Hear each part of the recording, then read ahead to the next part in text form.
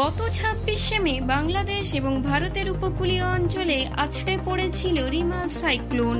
এই সাইক্লোনে সবচেয়ে বেশি ক্ষতিগ্রস্ত হয়েছে আমাদের সবচেয়ে বড় ম্যানগ্রোভ অরণ্য সুন্দরবন। হার্টি ফ্ল্যাশের আজকের এই ভিডিওতে সুন্দরবনে রিমাল সাইক্লোন কিভাবে তাণ্ডব চালিয়েছে এবং এই সাইক্লোনের ফলে সুন্দরবন কতটা ক্ষতিগ্রস্ত হয়েছে এবং সাইক্লোনের পরে জীববৈচিত্র্য রক্ষা করার জন্য সরকার কি কি ব্যবস্থা গ্রহণ করেছে সেই তথ্যই আপনাদের সামনে বিস্তারিতভাবে তুলে ধরব। মেইন টপিকে যাওয়ার আগে আপনাদের আমি বলি যে আপনি যদি শর্টস এবং লং ভিডিওর মাধ্যমে প্রতিদিন বিশ্বের অজানা অবাক করা তথ্য জানতে চান তাহলে চ্যানেলটি এক্ষুনি সাবস্ক্রাইব করে দিন। পৃথিবীর সবচেয়ে বড় ম্যানগ্রোভ অরণ্য হলো সুন্দরবন।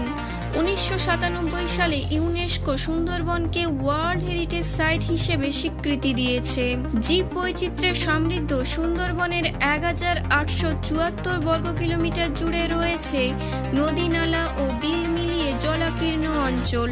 রয়্যাল বেঙ্গল টাইগার সহ বিচিত্র নানান ধরনের পাখি, কুমির ও সাপ সহ অসংখ্য প্রজাতির প্রাণীর আবাসস্থল হিসেবে পরিচিত সুন্দরবন। এছাড়া প্রত্যেক সাইক্লোনের সময় ঢাল হয়ে দাঁড়ায় সুন্দরবন, যার কারণে আমরা বিপুল ক্ষয়ক্ষতির হাত থেকে রক্ষা পাই।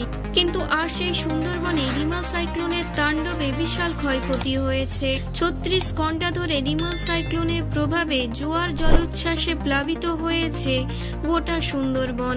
শতাধিক মিষ্টি জলের জলাশয় লবণাক্ত জলে প্লাবিত হয়েছে। এর ফলে সুন্দরবনের জীবেদের খাবার জলের সংকট দেখা দিয়েছে। 70 থেকে 80 কিলোমিটার গতির ঝড়ো হাওয়ার কারণে বনের বহু গাছপালা ভেঙে পড়েছে। ঝড়ের সময় গাছপালার থেকেও সুন্দরবনের বন্য প্রাণীদের ব্যাপক ক্ষয়ক্ষতি হয়েছে, কারণ 36 ঘন্টা ধরে সুন্দরবন 10 থেকে 12 ফুট জোয়ারের জলে নিমজ্জিত ছিল। 40টি হরিণ এবং একটি বন্য শূকর মৃত অবস্থায় পাওয়া গেছে। ঝড়ের পর আগের মতো পাখির দেখাও মিলছে না বলে জানা গেছে। বনের মধ্যে বন বিভাগের ছোট স্থাপনাগুলো ভেঙে পড়েছে। এছাড়া 25টি জেটি, 8টি সোলার প্লেট, 3টি ব্যারাক, একটি জাদুঘর, 2টি ওয়্যারলেস টাওয়ার, 3টি সাইনবোর্ড ও একটি জেনারেটর ক্ষতিগ্রস্ত হয়েছে। সুন্দরবনের এই বিপুল ক্ষয়ক্ষতির কারণে গত 1 জুন থেকে জীব বৈচিত্র্য সুরক্ষার জন্য 3 মাসের জন্য সুন্দরবনে প্রবেশে নিষেধাজ্ঞা দেওয়া হয়েছে। 1 জুন থেকে সুন্দরবনে সাধারণ মানুষের চলাফেরা সহ নদী খালে মাছ শিকার এমনকি পর্যটকদের প্রবেশও বন্ধ থাকবে বলে সরকার থেকে জানিয়ে দেওয়া হয়েছে। এদিকে 3 মাসের জন্য সুন্দরবনে প্রবেশ নিষিদ্ধ করায় বিপাকে পড়েছে সুন্দরবনের উপর নির্ভরশীল লাখ লাখ মানুষ। এ সময় তাদের রোজগারের কোনো পথই থাকবে না।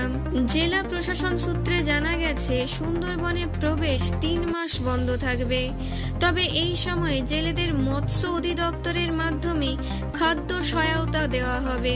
বন সংরক্ষক জানান যে জুন থেকে আগস্ট এই 3 মাস সুন্দরবনের নদী খালের মাছেদের প্রজনন মৌসুম হিসেবে ধরা হয়।